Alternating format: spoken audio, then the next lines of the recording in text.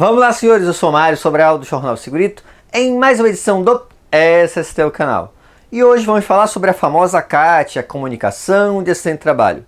Você sabe que quando o trabalhador sofre um acidente ou tem uma doença ocupacional, um acidente de trabalho ou doença ocupacional, o que vai acontecer? A empresa vai ter que emitir a tal da CAT. Não precisa ser só a empresa, você sabe, né? Pode ser o próprio trabalhador, pode ser o sindicato, um órgão público.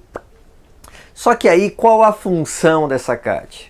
Uma das funções dessa CAT é fazer o estudo estatístico de acidentes e doenças pelo país. Só que as pessoas acham o seguinte: quando a empresa emite a CAT, já era. Ela está decidido que ela é responsável por aquele acidente ou doença. Na verdade, é importante a gente dar uma lida no artigo 337 da Lei 8.213. Bora ver logo o que está escrito. Artigo 337. O acidente de trabalho será caracterizado tecnicamente pela perícia médica do INSS, mediante a identificação do nexo entre o trabalho ou agravo. Então, percebe que quem decide se o acidente ou doença do trabalho não é a empresa, e sim a perícia médica do INSS. Lógico que quando a empresa abre essa CAT, essa avaliação acaba sendo um pouco mais superficial. Mas digamos que quem abriu essa CAT foi o sindicato ou o próprio trabalhador. Teoricamente deveria ter uma análise mais detalhada. Isso é o que está dito lá não sobre o sindicato trabalhador, mas sobre a análise detalhada no artigo 332 da Instrução Normativa 77 de 2015. Deixa eu dar uma lida aqui para vocês entenderem.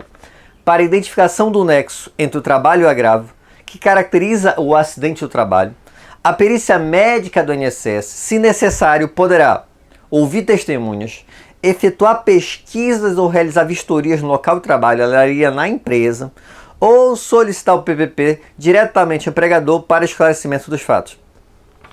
Percebe que, então, caso seja necessário, e no caso, por exemplo, do sindicato, um órgão público, o próprio trabalhador abrir essa CAT, seria interessante fazer uma avaliação mais detalhada. Isso é o que está pelo menos na lei. Mas pode acontecer da empresa não concordar ou do trabalhador não concordar com essa avaliação, com essa abertura de CAT, ou no caso do trabalhador da não abertura. E lógico, essa empresa tem o direito de contestar. Isso está baseado na Lei 9784 de 99, que dá o direito, óbvio, da empresa de, olha, não concordo com isso, e aí ela vai preparar um processo de contestação.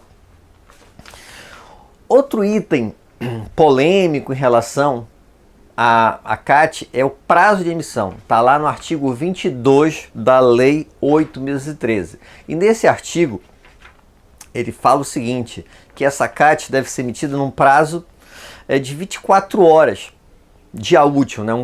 Até 24 horas úteis depois do acidente ou doença. Só que isso tem um problema sério. Eu vou falar algo aqui que muita gente não vai concordar, vai ter até discutida no vídeo, mas é a minha opinião e você pode, lógico, comentar aí embaixo. É muito, mas muito difícil em algumas situações conseguir a emissão dessa CAT em 24 horas. Porque lembra, é um acidente, e se houve um acidente ou doença, a gente precisa investigar. E 24 horas é um prazo muito curto em algumas situações. No caso do óbvio, sei lá, o cara está numa máquina, arrebentou a perna. Ok, acidente não é tão difícil. Mas em outras situações, por exemplo, trajeto. Acidente de trajeto é bem difícil. E outras situações que não tinha ninguém presente e você só tem a informação do próprio trabalhador. Então, tem várias situações que a mesmo fora da empresa, sem ser trajeto, vai ser acidente de trabalho. Então, nesses casos, por exemplo, o trabalhador está viajando, o trabalhador está prestando um serviço fora da empresa, mas relacionado à empresa. Então, mesmo nesses casos que ele está fora da empresa, é bem difícil a gente conseguir analisar 100%. E como eu disse, na hora que eu emito a CAT, não é, mas acaba sendo responsabilidade da empresa. Então, eu estabeleço um prazo de pelo menos de 3 a 5 dias. Está errado, o certo são 24 horas, mas para fazer uma boa análise às vezes é necessário. Não estou dizendo que sempre são 3 dias. Vamos tentar de tudo para entregar em 24 horas. Mas, se não conseguir, eu prefiro atrasar um pouquinho a emissão da CAT do que fazer uma análise que eu não tenha certeza sobre esse acidente. E o que mais a gente precisa falar sobre a CAT? As vantagens da emissão para o trabalhador. Então, por exemplo, em relação a questão do FGTS. Se foi um auxílio acidente, se foi um auxílio doença acidentário, B91, esse trabalhador não teve responsabilidade pelo acidente, né? Então, a empresa continua recolhendo o FGTS dele. Além disso, esse período que ele está afastado continua contando como prazo para aposentadoria, como tempo para aposentadoria. Então, isso é uma vantagem para o trabalhador.